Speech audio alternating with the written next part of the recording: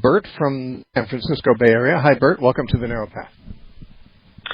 Yeah, hi, Steve. I wanted to get your perspective on a couple of questions. First one being, do you think it's unbiblical for pastors of churches to live extravagant lifestyles, owning mansions and luxury automobiles? I think it's unwise to do so. Is it sinful? They'll have to answer to God for that. You know, Paul said, "Who are you to judge another man's servant? To his own master he stands or falls." I would feel I'd feel very, very awkward living a luxurious lifestyle when, frankly, most Christians can't.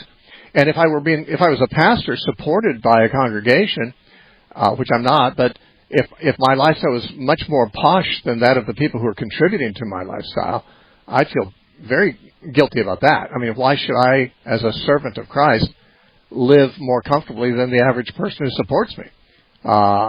But that's me. I mean, I kind of, my ideas about money and ministry are kind of not based on modern practices, but more based on what the New Testament teaches.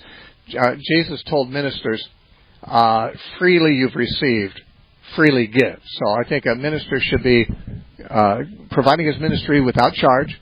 And I also believe, as Jesus said and others, Paul said, that people should support the person that's in the ministry. But support isn't the same thing as salary, and it certainly doesn't mean that you support him to be living like a celebrity or like a wealthy man. Peter said, and he was, by the way, the most influential man in the church when he said this, he said, "Silver and gold I have none. But he said, what I have I can give you," meaning to the crippled man. "In the name of Jesus Christ, I say, rise up and walk." There was a time when there's a famous story about a pope was showing to one of his cardinals all the wealth and the gold that the Catholic Church had amassed. And he said, the Pope said, "We can no longer say, 'Silver and gold have I none,' like Peter said." And the guy answered and said, "Yeah, but neither can we say, 'In the name of Jesus Christ, rise up and walk.'" You know, the church has traded money for power in many cases. Because, frankly, money is the most tempting way to compromise, I think, for many people. Because, I mean, it's tempting to compromise morally and things like that, but it's more, what should we say?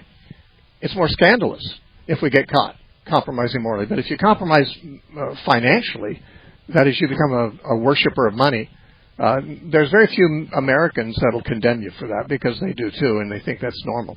But, I think a minister who lives wealthier than let's just say the average person who supports him, I think is doing a very unwise thing. And I don't know how he can justify it before God. Maybe he can. Again, I'm not his judge. God will judge me for the way I handle my finances, and I live in the fear of God about that. But there are others that they're going to answer to God too, and I don't know if they live in the fear of God or not. That's between them and God. I will say this, that a man's income tells me nothing about his spirituality. The question is, where's the outgo? Where's the money going? I mean, if a man happens to inherit a fortune and he's a multimillionaire and doesn't, he's also a minister. I think of a pastor in Southern California who became a multimillionaire based on a best-selling book he had, and he was a salaried minister. He gave up his salary at the church and paid back the church for decades of salary they'd given him. That was a very commendable thing, I believe. And I believe he now lives on 10% of what he gets. I think he gives away 90%.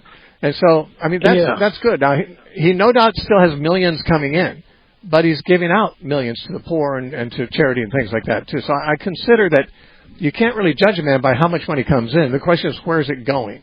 If he's acquiring mansions all over the place and, expensive jets and things like that, that seems to me to be wasteful. And I would be comfortable saying I think it seems to God to be wasteful, too. But God's going to be the one to judge.